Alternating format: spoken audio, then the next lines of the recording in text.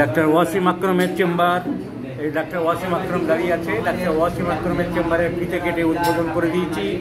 এখন অসংখ্য রোগী অপেক্ষা করছে। ও প্রথম দিন 100 জন দেখার কথা বলেছিল, তা বোধহয় 200 জন হয়ে গেছে। এখন কি করা যায় আমরা চেষ্টা করছি। আমরা কথা বলবো বহরমপুর কি আশ্রম?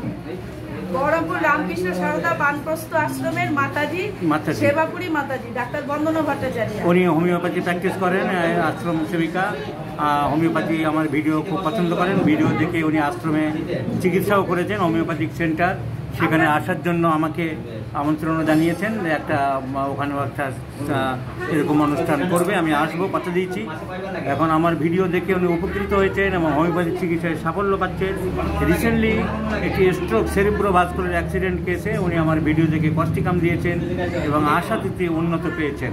ওনার অভিজ্ঞতা, আপনার অভিজ্ঞতা আপনি একটু শেয়ার করুন, সবাই জানুন।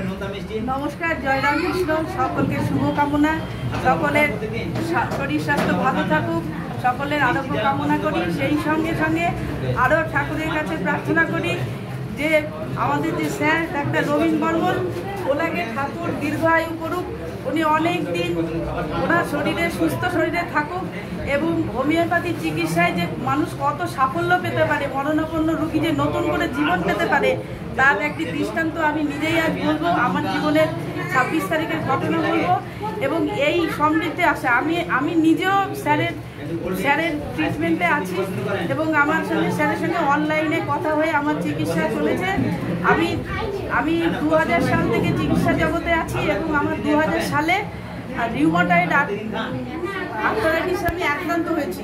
আমি তখন থেকেই দুটো বই আমাকে খুব সমৃদ্ধ করেছিল, ডাক্তার নির্মলী ঘটক এবং ডাক্তার বিজয় বসু। তাদের বই পড়ে আমি তখন থেকে সিঙ্গেল মেডিসিন ইউজ করি, ক্লাসিক্যাল চিকিৎসা করি আমি এবং কেস টেকিং করেই করতাম, চলতাম। কিন্তু কোথাও একটা ঘাটতি থাকতো, সবসময় বুঝতে পারতাম না, সবসময় রোগী চিনতে পারতাম না।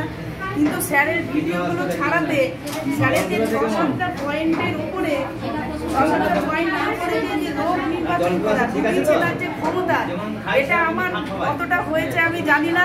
তবে আমার জীবনে আমাদের গত 26 তারিখে আমাদের যে আশ্রমের অধ্যক্ষ শ্রীমৎ স্বামী শান্তানন্দ মহারাজের হঠাৎ দুপুর 1:30 নাগাদ একটা স্ট্রোক হয়। আমি নিচে ছিলাম, ওনাকে বমি করার আওয়াজ পেয়ে আমি উপরে গিয়ে দেখি উনি বাথরুমে লুটিয়ে পড়ে আছেন এবং বমি করছেন, উঠতে পারছেন না এবং একটা সাইড ওনার প্যারালাইজ হয়ে গেছে, বামই টোটাল পা, মুখ, বা হাত, বা পা, উনি উঠতে পারছেন না। পাশের দুটো যুবককে ডেকে আমি তাকে মহারাজকে পরিষ্কার পরিচ্ছন্ন করিয়ে আমি ঘরে কোনো রকমে নিয়ে আসি এবং তাকে উপরে খাটে ফাটে তোলা হয়নি, নিচেই অবস্থায় পরিষ্কার করে প্রথমে আমি নাকবাম 30 দিয়ে ওনার অ্যাসিডটাকে কাটানোর চেষ্টা করেছি। আর উনি বারবার বলছিলেন আমি বমি করবো, স্ট্রোকের তো থাকবেই। একটু রিলিফ করে ওনাকে 1 ঘন্টা পরে আমি কস্টিকাম, আমার কাছে 0/1 ছিল না, কস্টিকাম 0/2 আমি একটা ডোজ দিয়ে আধ ঘন্টার মধ্যে দেখছি যিনি একটা বা হাত এবং পা কিছুতেই উনি তুলতে পারছিলেন না, আধ ঘন্টার মধ্যে উনি বা হাত এবং পা তুলেছেন। আমার খুব ভালো লাগছে, তাহলে তো মিরাকেল হয়ে গেছে, তাহলে তো আমার রুগী নিয়ে চিন্তা নেই। আর আমাদের মহারাজ বারবারই চিন্তা করছিলেন যে আমার প্যারালাইজ হয়ে গেল, আমি আর উঠতে পারবো না। উনি রাষ্ট্রপতি পুরস্কার পাওয়া মানুষ এবং 50 বছর স্বামীজির কাজে ওনার জীবন উনি কাজ করছেন এবং এখনও কাজ করবেন। সেই মানুষটা বিছানায় পড়ে যাবে নিজেকে ভাবতে পারছিলেন না। তো সেই জায়গায় দাঁড়িয়ে আমি বারবার বলছিলাম আমাদের মেডিসিন আছে, প্যারালাইসিসের রুগীকে আয় করে যায়, তুমি চিন্তা করো না, তুমি উঠবেই। তা আধ ঘন্টার মধ্যে যখন রেসপন্স করলো তখন দেখা গেল যে উনি হাত পা দুটোই নাড়তে পারছেন এবং শরীরটা অনেকটা ঠিক হয়েছে এবং উনি ঘুমোলেন। ঠিক তারপরে বলছেন যে আমার কোমরটা আমি মুভ করতে পারছি না, আমি কোমর ভাঙা সাপের মতো হয়ে আছি, আমি কি করব? আমি বললাম চিন্তা করো না, হবে। দিয়ে 3টের সময় আমি 3:05 আমি কস্টিকাম 0/2 1 ডোজ দিয়েছিলাম। 6:10 আমি দ্বিতীয় ডোজটা দিই। দ্বিতীয় ডোজ দেওয়ার মোটামুটি আধ ঘন্টার মধ্যে দেখি যে উনি কোমর তুলতে পারছিলেন না, কোমরটাও তুলতে পারলেন এবং ডান দিকে পাশ ফিরতে পারলেন। আমরা আরও ভাবলাম আমি 100% যে আমার জায়গাতে আমি ঠিক আছি, স্যারের ভিডিও যা দেখেছি, স্যারের কাছে যা শিক্ষা মোবাইলের মাধ্যমে পাচ্ছি, সেই জায়গায় আমি পৌঁছচ্ছি।